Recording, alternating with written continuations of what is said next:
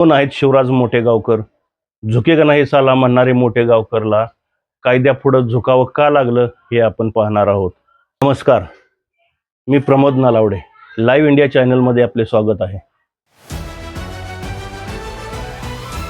लातूर जिल्ह्यात सामान्य शेतकरी कुटुंबात जन्मलेल्या मोठेगावकर यांनी 1999 मध्ये सायकलवरून अवघ्या 10 विद्यार्थ्यांसह एका भाड्याच्या खोलीत केमिस्ट्रीचे क्लासेस शिकवायला सुरुवात केली होती. प्राध्यापक शिवराज मोठेगावकर यांचा सायकलवरून फिरणाऱ्या शिक्षकापासून ते कोट्यावधी शैक्षणिक साम्राज्याचा मालक आणि अखेर सीबीआय कोठडीपर्यंतचा संपूर्ण इतिहास. शिवराज रघुनाथ मोठेगावकर यांचा जन्म 2 फेब्रुवारी 1980 रोजी लातूर जिल्ह्यातील रेणापूर येथील एका सामान्य शेतकरी कुटुंबात झाला. ग्रामीण भागात प्राथमिक शिक्षण पूर्ण केल्यानंतर त्यांनी लातूरमधूनच उच्च शिक्षण घेतले. ते अभ्यासात अत्यंत हुशार होते. त्यांनी MSc केमिस्ट्रीमध्ये गोल्ड मेडल मिळवले. याशिवाय त्यांनी CET, JRF, JTE, DRDO, BARC आणि TIFR यासारख्या देशातील अत्यंत कठीण राष्ट्रीय परीक्षा देखील उत्तीर्ण केल्या आहेत.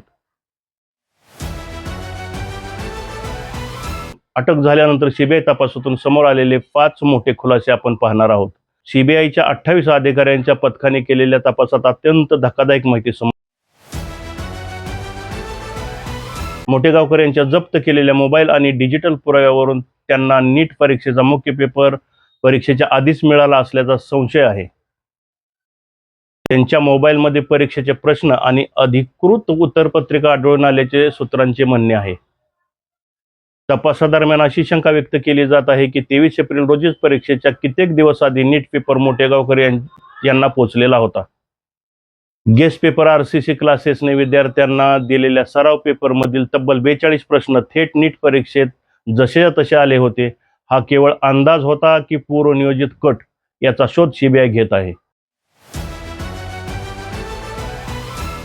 15 मे रोजी लातूरमधील घरात 9 तास झाडाझडती घेतल्यानंतर सीबीआयने रविवारी 17 मे रोजी पुण्याच्या कार्यालयात मोठेगावकर यांना 11 तास कसून चौकशी केली. त्यांच्या जबाबात कमालीची विसंगती आढळल्याने त्यांना अखेर अटक करण्यात आली. सीबीआयच्या कारवाईची कुणकुण लागताच मोठेगावकर यांनी मोबाईलमधील काही महत्त्वाचा डेटा डिलीट करण्याचा प्रयत्न केला होता, परंतु सीबीआयने तो प्रयत्न उधळून लावला. आज त्यांच्या रेणुकाई करिअर सेंटर कोचिंग क्लासेसचे वार्षिक उलाढाल कोट्यावधीच्या घरात आहे. विद्यार्थी आणि शैक्षणिक वर्तुळात ते M सर या नावाने अत्यंत लोकप्रिय आहेत.